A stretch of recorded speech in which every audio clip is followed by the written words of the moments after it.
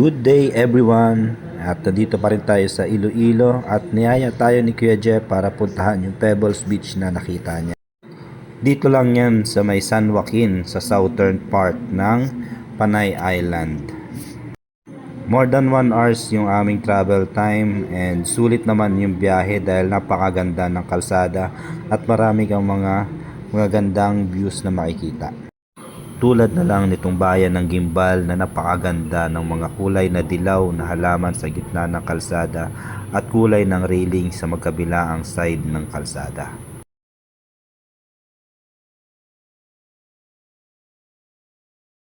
At nakarating na nga kami sa beach resort na aming pagliliguan sa Bugtong Bato. Hindi na kami kumuha ng cottage kaya ang binayaran namin ay 60 pesos per head. Ito na kami sa San Joaquin Bugtong Bato Beach Resort, Pebbles Beach.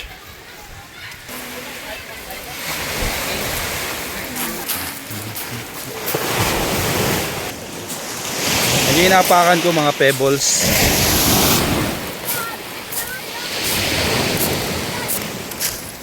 Sarap sa paa. Massage.